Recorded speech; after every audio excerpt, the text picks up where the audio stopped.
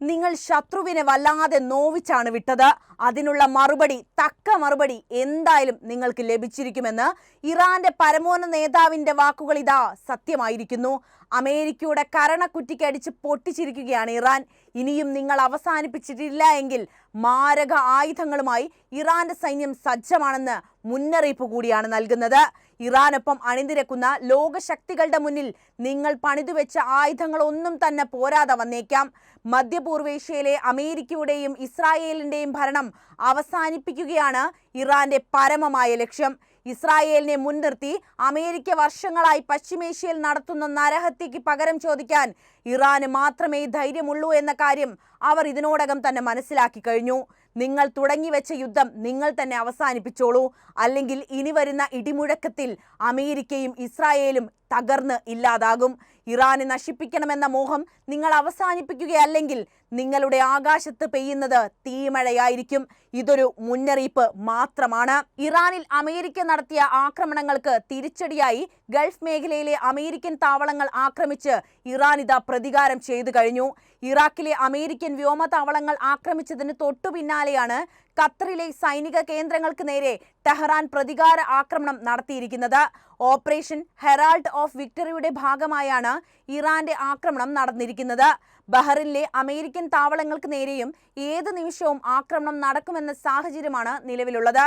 അതേസമയം ഖത്തറിലെ ജനങ്ങൾക്കും ഭരണകൂടത്തിനും ഒരു പരുക്കും ഏൽക്കില്ലെന്നും അവർ തങ്ങളുടെ സഹോദരങ്ങളാണെന്നും വ്യക്തമാക്കി ഇറാൻ രംഗത്ത് വന്നിട്ടുണ്ട്. ഇറാന്റെ ലക്ഷ്യം അമേരിക്കയുടെ താവളങ്ങൾ മാത്രമാണെന്ന് ഔദ്യോഗികമായി തന്നെ അവർ അറിയിച്ചു.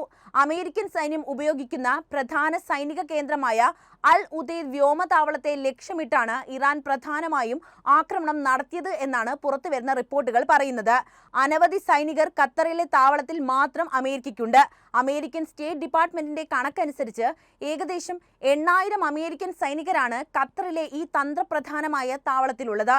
ഈ മേഖലയിലെ എല്ലാ വ്യോമ പ്രവർത്തനങ്ങൾക്കുമുള്ള അമേരിക്കൻ സൈന്യത്തിന്റെ ആസ്ഥാനവും ഇവിടെ തന്നെയാണ്. ചില ബ്രിട്ടീഷ് സൈനികരും ഇവിടെ റൊട്ടേഷൻ അടിസ്ഥാനത്തിൽ സേവനമനുഷ്ഠിക്കുന്നുണ്ട്. അത്രത്തോളം അമേരിക്കയ്ക്ക് പ്രധാനപ്പെട്ട സ്ഥലം തന്നെയാണ് ഇപ്പോൾ ഇറാൻ കത്തിക്കുന്നത്.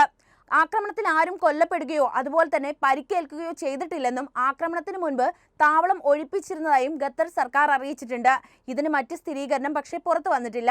എത്ര മിസൈലുകളാണ് ബേസിൽ പതിച്ചു, അല്ലെങ്കിൽ അത്രത്തോളം നാശനഷ്ടങ്ങളാണ് ഉണ്ടായത് എന്നുള്ള കാര്യങ്ങളൊന്നും പുറത്തു വന്നിട്ടില്ല. ഈ ആക്രമണം ആദ്യം ഇറാനിയൻ സ്റ്റേറ്റ് മീഡിയയും പിന്നീട് ഇറാൻ സൈന്യവുമാണ് സ്ഥിരീകരിച്ചത്. ഇറാനിയൻ സൈന്യത്തിന്റെ ഏറ്റവും ശക്തമായ വിഭാഗമായ IRGCയിൽ നിന്നുള്ള ഒരു പ്രസ്താവനയിൽ ഇറാൻ തങ്ങളുടെ പരമാധികാരത്തിന് നേരെയുള്ള ഒരു ആക്രമണത്തിനും ഉത്തരം നൽകാതെ വിടില്ലെന്നാണ് വ്യക്തമാക്കിയിരിക്കുന്നത്. ഈ മേഖലയിലെ അമേരിക്കൻ താവളങ്ങൾ ശക്തികളല്ല, മറിച്ച് ദുർബലതകളാണ് എന്നും ഇറാൻ പരിഹസിച്ചിട്ടുണ്ട്. റഷ്യൻ പ്രസിഡന്റ് വ്ളാഡിമിർ പുടിനുമായി ഇറാൻ പ്രതിരോധ മന്ത്രിയുടെ ചർച്ച പൂർത്തിയായ ശേഷമാണ് ഇറാൻ ഗൾഫിലെ അമേരിക്കൻ താവളങ്ങൾ ആക്രമിച്ചതെന്നും ഇവിടെ നമ്മൾ എടുത്തു പറയേണ്ട ഒരു കാര്യമാണ്. ആണവായുധങ്ങൾ ഉൾപ്പെടെ ഇറാൻ നൽകാൻ ഒന്നിൽ കൂടുതൽ രാജ്യങ്ങൾ തയ്യാറാണെന്ന് റഷ്യൻ ഉന്നതർ വ്യക്തമാക്കി രംഗത്ത് വന്നിരുന്നു. അതിൽ പ്രധാനപ്പെട്ടത് റഷ്യയാണെന്നത് ഓർക്കണം. ലോകത്തെ ഏറ്റവും വലിയ ആണവശക്തി ഇന്ന് റഷ്യ തന്നെയാണ്. ആ റഷ്യയാണ് ഇറാനൊപ്പം ഇവിടെ അണിനിരക്കുന്നത്. പശ്ചിമേഷ്യയിൽ അമേരിക്കയുടെ വിമാനവാഹിനി കപ്പലുകളും ഇറാന്റെ ആക്രമണ ഭീഷണിയിലാണുള്ളത് എന്ന റിപ്പോർട്ടുകളും പുറത്തുവരുന്നു. ഈ കപ്പലുകൾ മുക്കുമെന്നും ഹൂതികളും വ്യക്തമാക്കിയിട്ടുണ്ട്. മാത്രമല്ല, ഇറാൻ ഇവിടെ ഒരു പ്രശ്നം വരുമ്പോൾ ഹൂതികളും ഹിസ്ബുള്ളയും ഹമാസും ഒക്കെ ഒറ്റക്കെട്ടായി നിന്ന് അതിനെ നേരിടുമെന്ന കാഴ്ചയും നമ്മൾ കണ്ടതാണ്. ഇറാനിലെ ഫോഡോ, നദാൻസ്, ഇസ്ഹാൻ ആണവ കേന്ദ്രങ്ങളിൽ അമേരിക്ക നടത്തിയ ആക്രമണമാണ് മേഖലയിലെ അവരുടെ 1,00,000-ഓളം വരുന്ന സൈനികരുടെ ജീവനെ തന്നെ ഭീഷണിയായത്. അതേസമയം ഇറാനിലെ ആക്രമണം ലക്ഷ്യം കണ്ടെന്ന അമേരിക്കൻ വാദം ഇതിനകം തന്നെ പൊളിഞ്ഞിട്ടുണ്ട്. ആക്രമണത്തിന് മുൻപ് തന്നെ തങ്ങളുടെ ആണവ നിലയത്തിലെ 400 കിലോ യുറേനിയം ഇറാനിലെ റഷ്യൻ ആണവ നിലയത്തിലേക്ക് മാറ്റിയതായിട്ടാണ് ഏറ്റവും ഒടുവിലായി പുറത്തു വരുന്ന വിവരം. അതായത് സത്യം പറഞ്ഞാൽ ഇറാന് കാര്യമായിട്ടുള്ള ക്ഷതങ്ങളൊന്നും അമേരിക്ക ഏൽപ്പിച്ചിട്ടില്ല എന്നർത്ഥം. അതേസമയം അമേരിക്കയോട് വളരെ ശക്തമായ രീതിയിൽ ഇനി ഒരു മുന്നറിയിപ്പായിട്ട് തന്നെയാണ് ഇറാൻ പ്രതികരിച്ചിരിക്കുന്നത്. ഇറാനിലെ റഷ്യൻ നിർമ്മിത ആണവ കേന്ദ്രത്തിൽ നിരവധി റഷ്യൻ ഉദ്യോഗസ്ഥർ ഇപ്പോഴും ജോലി ചെയ്യുന്നുണ്ട്. റഷ്യൻ സൈനികരും ഇവിടെ കാവലായിട്ട് നിൽക്കുന്നുണ്ട്. ഈ ആണവ നിലയം ആക്രമിക്കപ്പെട്ടാൽ റഷ്യൻ ഉദ്യോഗസ്ഥരും കൊല്ലപ്പെടാനുള്ള സാധ്യതയുണ്ടല്ലോ. അങ്ങനെ സംഭവിച്ചാൽ അത് അമേരിക്കൻ റഷ്യ യുദ്ധമായിട്ടാണ് മാറാനുള്ള സാധ്യത. അത് മനസ്സിലാക്കിയാണ് അമേരിക്കൻ ബോംബറുകൾ ഇറാനിലെ റഷ്യൻ താവളം ഒഴിവാക്കി വിട്ടിരിക്കുന്നത്. 3 പതിറ്റാണ്ടുകളായി റഷ്യയും ഇറാനും ആണവ പദ്ധതിയിൽ സംയുക്തമായി പ്രവർത്തിക്കുന്ന 2 രാജ്യങ്ങളാണ്. ഇരുവരും വലിയ സൗഹാർദ്ദപരമായിട്ട് ജീവിക്കുന്ന 2 രാജ്യങ്ങളാണ്. അതിന്റെ പ്രധാനപ്പെട്ട കാരണം എന്ന് പറയുന്നത് ഉപരോധങ്ങൾ തന്നെയാണ്. കാരണം അമേരിക്കൻ ചേരി അല്ലെങ്കിൽ അമേരിക്ക ഉൾപ്പെടെയുള്ള ഒരു വലിയ വിഭാഗം ഏൽപ്പിക്കുന്ന ഉപരോധങ്ങൾ കൊണ്ട് കഷ്ടപ്പെടുന്ന രാജ്യങ്ങളാണ് ഇറാൻ, ഉത്തര കൊറിയ, ചൈന, അതേപോലെ റഷ്യ എന്നീ രാജ്യങ്ങളൊക്കെ. അതേസമയത്ത് ഈ 4 രാജ്യങ്ങൾ രാജ്യങ്ങൾക്കിടയിൽ ഒരു വലിയൊരു സൗഹൃദം രൂപപ്പെട്ടിട്ടുമുണ്ട്. അതൊരു അമേരിക്കൻ വിരുദ്ധ ചേരിയായിട്ടാണ് രൂപപ്പെട്ടത് എന്ന് മാത്രം. 2022 ഉക്രൈനിൽ സൈനിക നടപടി ആരംഭിച്ചതിനു ശേഷമാണ് ഇറാനുമായുള്ള സൈനിക ബന്ധം റഷ്യ കൂടുതൽ ശക്തമാക്കിയിരിക്കുന്നത്. റഷ്യയുടെ സ്റ്റേറ്റ് ആറ്റോമിക് എനർജി കോർപ്പറേഷൻ നിർമ്മിച്ച ബുഷഹറിലെ ആണവ നിലയത്തിൽ 200ഓളം റഷ്യൻ ഉദ്യോഗസ്ഥരാണ് നിലവിൽ ജോലി ചെയ്യുന്നത്. ഇറാന്റെ സിവിലിയൻ ആണവ പദ്ധതിയുമായി തുടർന്നും റഷ്യ സഹകരിക്കുമെന്നാണ് റഷ്യൻ പ്രസിഡന്റ് വ്ളാഡിമിർ പുടിൻ വ്യക്തമാക്കിയിരിക്കുന്നത്. കൊട്ടിഘോഷിച്ച് അമേരിക്ക ഇറാനിൽ നടത്തിയ ആക്രമണത്തിൽ ചില കേടുപാടുകൾ മാത്രമേ ആണവ നിലയങ്ങൾക്ക് സംഭവിച്ചിട്ടുള്ളൂ എന്നും അതൊന്നും പ്രവർത്തനത്തെ ബാധിക്കില്ല എന്നുമാണ് ലോകത്തോട് ഇറാൻ വിളിച്ചു പറയുന്നത്. ഇതോടെ അമേരിക്കയ്ക്ക് വലിയ തിരിച്ചടിയാണ് കിട്ടിയിരിക്കുന്നത്. ഇതിനിടെയാണ് പശ്ചിമേഷ്യയിലെ അമേരിക്കൻ താവളങ്ങളെയും ഇറാൻ ഇപ്പോൾ ആക്രമിച്ചിരിക്കുന്നത്. ഇറാനിൽ അമേരിക്ക ഉപയോഗിച്ച അതേ തോതിലുള്ള ആക്രമണമാണ് അമേരിക്കൻ താവളങ്ങൾക്ക് നേരെയും നടത്തിയത് എന്നാണ് ഇറാൻ ഔദ്യോഗികമായി തന്നെ അറിയിച്ചിരിക്കുന്നത്. ഇതിനു പിന്നാലെ ഫോർമൂസ് കടലിടുക്ക് അടയ്ക്കാനും ഇറാന് പദ്ധതിയുണ്ട്. അതോടെ ലോക വ്യാപാരം തന്നെ സ്തംഭിക്കാനുള്ള സാധ്യത നമുക്ക് തള്ളിക്കളയാൻ പറ്റില്ല. ഇറാന്റെ ആണവ പദ്ധതികൾക്കെതിരെ അമേരിക്കയും ഇസ്രായേലും നടത്തിയ ആക്രമണങ്ങൾ ഈ സംഘർഷത്തിന്റെ ഒരു തുടക്കമാണ് എന്ന കാര്യം നമുക്കറിയാമല്ലോ. ജൂൺ 13 മുതൽ ഇസ്രായേൽ ഇറാന്റെ ആണവ സൈനിക സൗകര്യങ്ങൾക്കെതിരെ ആക്രമണം ആരംഭിക്കുന്നു. ഇതിന് പിന്നാലെ അമേരിക്ക ജൂൺ 21 ഫോഡോ, നദാൻസ്, ഇസ്ഫാഹാൻ എന്നിവിടങ്ങളിലെ ഇറാന്റെ ആണവ കേന്ദ്രങ്ങളിൽ മിഡ് നൈറ്റ് ഹാമർ എന്ന കോഡ് നാമത്തിൽ ആക്രമണം നടത്തുന്നു. ഇറാൻ ഇതിനെ നിന്ദ്യമായിട്ടുള്ള ആക്രമണം എന്ന് വിശേഷിപ്പിക്കുകയാണ് ചെയ്തത്. തങ്ങളുടെ ആണവ പദ്ധതി സമാധാനപരമാണെന്ന് ആവർത്തിച്ച രാജ്യമാണ് ഇറാൻ. ഈ പശ്ചാത്തലത്തിൽ ഇറാൻ തങ്ങളുടെ പ്രതിഷേധം പ്രകടിപ്പിക്കാൻ തന്നെ തീരുമാനിച്ചു. ഖത്തറിലെ അൽ ഉദൈദ് എയർബേസ് മിഡിൽ ഈസ്റ്റിലെ ഏറ്റവും വലിയ അമേരിക്കൻ സൈനിക താവളമാണ്. അവിടെ 8000 മുതൽ 10000 അമേരിക്കൻ സൈനികരാണുള്ളത്. ഇറാൻ 19 മിസൈലുകൾ ഈ താവളത്തിലേക്ക് പ്രയോഗിക്കുന്നു.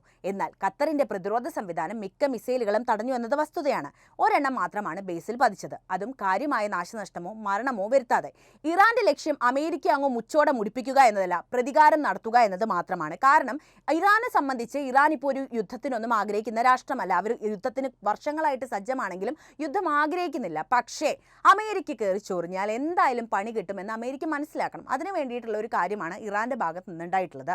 ഈ ആക്രമണം ലോകത്തെ വല്ലാതെ ഞെട്ടിച്ചിട്ടുണ്ട് എന്തായാലും. കാരണം ഇതൊരു പ്രാദേശിക സംഘർഷത്തിന്റെ അതിരുകൾ കവിഞ്ഞ് ആഗോളതലത്തിൽ പ്രത്യാഘാതങ്ങൾ സൃഷ്ടിക്കാൻ സാധ്യതയുള്ള ഒന്നാണ് എന്ന് നമ്മൾ മനസ്സിലാക്കിയത് അപ്പോഴാണ്. ഖത്തർ ഇറാനുമായി നല്ല ബന്ധം പുലർത്തുന്ന ഒരു രാജ്യമാണെങ്കിലും ഈ ആക്രമണം തങ്ങളുടെ പരമാധികാരത്തിന്റെ ലംഘനം എന്നാണ് അവർ വിശേഷിപ്പിച്ചത്. ഖത്തറിന്റെ വിദേശകാര്യ മന്ത്രാലയം ഇത് അന്താരാഷ്ട്ര നിയമങ്ങളുടെ ലംഘനമാണെന്നും തക്കതായ മറുപടി നൽകാനുള്ള അവകാശം തങ്ങൾക്കുണ്ടെന്നും വ്യക്തമാക്കി രംഗത്ത് വന്നു. ലോകരാജ്യങ്ങളും വ്യത്യസ്തമായ രീതിയിലാണ് ഇതിനെ നോക്കിക്കണ്ടത്. Saudi Arabia, Egypt, Turkey, UAE, Kuwait തുടങ്ങിയ രാജ്യങ്ങൾ ഇറാന്റെ ആക്രമണത്തെ അപലപിച്ചിട്ടുണ്ട്. ചൈന ഇറാന്റെ എണ്ണ വിതരണത്തെ ആശ്രയിക്കുന്ന ഒരു രാജ്യമായതിനാൽ അമേരിക്കയുടെ ആക്രമണത്തെയാണ് വിമർശിച്ചത്. റഷ്യയുടെ പ്രസിഡന്റ് വ്ളാഡിമിർ പുടിൻ ഇറാന്റെ ഒരു സഖ്യകക്ഷിയാണെങ്കിലും വ്യക്തമായ പിന്തുണ പ്രഖ്യാപിക്കാതെ ആക്രമണത്തെ അപലപിച്ച് രംഗത്ത് വരികയായിരുന്നു. ഈ സംഘർഷം ഒരു സൈനിക രാഷ്ട്രീയ സംഭവം മാത്രമായിട്ട് നമുക്ക് കണക്കാക്കാൻ പറ്റില്ല. മനുഷ്യരുടെ ജീവിതത്തെ ആഴത്തിൽ ബാധിക്കുന്ന ഒന്നുകൂടിയാണിത്. ഖത്തറിന്റെ തലസ്ഥാനമായ ദോഹയിൽ മിസൈലുകൾ ആകാശത്ത് തിളങ്ങുന്നത് കണ്ട് ജനങ്ങൾ ഭയത്തിന്റെയും അനിശ്ചിതത്വത്തിന്റെയും നിഴലിലാണ് ജീവിക്കുന്നതെന്ന് പറയേണ്ടി വരും. ഹമദ് അന്താരാഷ്ട്ര വിമാനത്താവളത്തിന്റെ പ്രവർത്തനം താൽക്കാലികമായി നിർത്തിവെച്ചതും സമീപ രാജ്യങ്ങളായ ബഹ്റിനും കുവൈറ്റും വ്യോമമേഖല അടച്ചതും യാത്രക്കാരുടെ ജീവിതത്തെ കാര്യമായിട്ട് ബാധിച്ചിട്ടുണ്ട്. ഇറാനിൽ തുടർച്ചയായ ആക്രമണങ്ങൾ ജനങ്ങൾക്കിടയിൽ ഭയവും അരക്ഷിതാവസ്ഥയും വർദ്ധിപ്പിക്കുന്ന ഒരു സാഹചര്യവും നിലനിൽക്കുന്നുണ്ട്. ഇറാന്റെ തലസ്ഥാനമായ തെഹ്റാനിൽ ഇസ്രായേലിന്റെ ആക്രമണങ്ങൾ വൈദ്യുത വിതരണത്തെ തടസ്സപ്പെടുത്തിയിട്ടുണ്ട്. സാധാരണക്കാരുടെ ദൈനംദിന ജീവിതം ദുസ്സഹമാക്കുന്ന കാര്യങ്ങളാണല്ലോ ഇതൊക്കെ. ഇത്തരം സംഘർഷങ്ങൾ ജനങ്ങളുടെ മനസ്സിൽ സമാധാനത്തിന്റെ പ്രതീക്ഷകളൊക്കെ ഇല്ലാതെയാക്കാണ് ശരിക്കും ചെയ്യുന്നത്. എന്തായാലും യുദ്ധം വലിയ സാമ്പത്തിക പ്രത്യാഘാതം ലോകത്തുണ്ടാക്കുമെന്ന കാര്യത്തിൽ നമുക്ക് ഉറപ്പാണ്. ഇറാന്റെ ആക്രമണത്തിന് ശേഷം എണ്ണവില 7% ഇടിഞ്ഞത്. കാരണം ഇറാൻ ഫോർമൂസ് കടലിടുക്ക് അടയ്ക്കുമെന്ന ഒരു ഭയം യാഥാർത്ഥ്യമാക്കിയിരിക്കുകയാണ്. എന്നാൽ ഈ പ്രതിസന്ധി ആഗോള എണ്ണ വിപണിയിൽ അനിശ്ചിതത്വം സൃഷ്ടിക്കുകയും ചെയ്തു. ഇത് ഇന്ത്യ പോലുള്ള എണ്ണ ഇറക്കുമതി രാജ്യങ്ങളെ ബാധിക്കാനുള്ള സാധ്യതയുണ്ട്. രാഷ്ട്രീയപരമായിട്ടുള്ള അനന്തരഫലങ്ങൾ എന്തൊക്കെയാണെന്ന് നോക്കുകയാണെങ്കിൽ അമേരിക്കൻ പ്രസിഡന്റ് ഡൊണാൾഡ് ട്രംപ് ഇറാന്റെ ആക്രമണത്തെ ദുർബലമായ പ്രതികരണം എന്ന് വിശേഷിപ്പിച്ചുവെങ്കിലും സമാധാനത്തിന്റെ സാധ്യതകളെക്കുറിച്ച് സംസാരിക്കാനും മറന്നില്ല. ഖത്തർ, ഇറാൻ, ഇസ്രായേൽ എന്നിവർക്കിടയിൽ മധ്യസ്ഥത വഹിക്കാൻ ശ്രമിക്കുകയും ചെയ്തു. ഇത് ഒരു യുദ്ധം ഒഴിവാക്കാനുള്ള ശ്രമങ്ങളെയാണ് സൂചിപ്പിക്കുന്നത്. മാനുഷിക പ്രതിസന്ധിയെക്കുറിച്ച് പറയുകയാണെങ്കിൽ ഈ സംഘർഷം മിഡിൽ ഈസ്റ്റിലെ സാധാരണക്കാരുടെ ജീവിതത്തെ കൂടുതൽ ദുരിതപൂർണ്ണമാക്കി എന്ന് പറയേണ്ടി വരും. ഇറാനിലെ ജനങ്ങൾ ഇസ്രായേലിന്റെയും അമേരിക്കയുടെയും ആക്രമണങ്ങളാൽ ദുരിതം അനുഭവിച്ചപ്പോൾ ഖത്തറിലെ ജനങ്ങൾ യുദ്ധഭീതിയിലാണ് കഴിഞ്ഞത്. ഇനി നമ്മൾ മലയാളികളുടെ കാര്യത്തിലേക്ക് വരികയാണെങ്കിൽ നമുക്ക് അറിയാവുന്ന ഒരു കാര്യമാണ്, നമുക്ക് ഏറ്റവും കൂടുതൽ ആക്സസ് ഉള്ള അല്ലെങ്കിൽ നമ്മുടെ പ്രിയപ്പെട്ട പലരും ജീവിക്കുന്ന ഒരു സ്ഥലമാണ് മിഡിൽ ഈസ്റ്റ് എന്ന് പറയുന്നത്. മലയാളികൾക്ക് മിഡിൽ ഈസ്റ്റ് എന്നത് ഒരു വിദൂര പ്രദേശമല്ല. ലക്ഷക്കണക്കിന് പ്രവാസികൾ ജോലി ചെയ്യുന്ന, അവരുടെ കുടുംബങ്ങളുടെ ജീവിതം നിലനിൽക്കുന്ന ഒരിടമാണ്. ഖത്തറിൽ, UAE-യിൽ, കുവൈറ്റിൽ തുടങ്ങിയ രാജ്യങ്ങളിലൊക്കെ താമസിക്കുന്ന മലയാളികൾ ഈ ആക്രമണത്തെ ഭീതി നേരിട്ട് അനുഭവിച്ചവരാണ്. ഇറാന്റെ ആക്രമണം ലോകത്ത് ഒരു വലിയ യുദ്ധത്തിന്റെ വക്കിലേക്ക് കൊണ്ടുപോയെങ്കിലും അതൊരു പ്രതീകാത്മക പ്രതികരണമായിരുന്നു എന്നാണ് വിശകലനങ്ങൾ പറയുന്നത്. ഇറാൻ ഖത്തറിനെയും അമേരിക്കയെയും മുൻകൂട്ടി അറിയിച്ച് നാശനഷ്ടങ്ങൾ കുറയ്ക്കാൻ പരമാവധി ശ്രമം നടത്തിയിട്ടുണ്ട്. എന്നിരുന്നാലും ഈ സംഭവം മിഡിൽ ഈസ്റ്റിലെ സംഘർഷങ്ങൾ എത്രമാത്രം ആഗോള സമാധാനത്തെ ദുർബലമാക്കുന്നു എന്ന് വ്യക്തമാക്കുന്നുണ്ട്. മലയാളികൾ ഉൾപ്പെടെ ലോകമെമ്പാടുമുള്ള ജനങ്ങൾ ഈ പ്രതിസന്ധി ഒരു സമാധാനപരമായ പരിഹാരത്തിലേക്ക് നീങ്ങണമെന്ന് ആഗ്രഹിക്കുന്നതും ഈ ഘട്ടത്തിൽ തന്നെയാണ്. യുദ്ധം ഒന്നിനും ഒരു പരിഹാരമല്ല, മറിച്ച് സംഭാഷണവും ഒത്തുതീർപ്പും മാത്രമാണ് ഈ പ്രദേശത്തിൽ സ്ഥിരത കൊണ്ടുവരാനുള്ള നമ്മുടെ മുന്നിലെ ഏക വഴി. എന്തായാലും നിങ്ങളുടെ അഭിപ്രായങ്ങൾ അറിയാൻ താല്പര്യമുണ്ട്. എന്ത് തന്നെയാലും കമന്റ് ചെയ്യുക. ഒപ്പം ഈ അറിവുകൾ എല്ലാവരിലേക്കും എത്താൻ വീഡിയോ ഒന്ന് ലൈക്ക് ചെയ്യാനും ഷെയർ ചെയ്യാനും പ്രത്യേകം ശ്രദ്ധിക്കുമല്ലോ.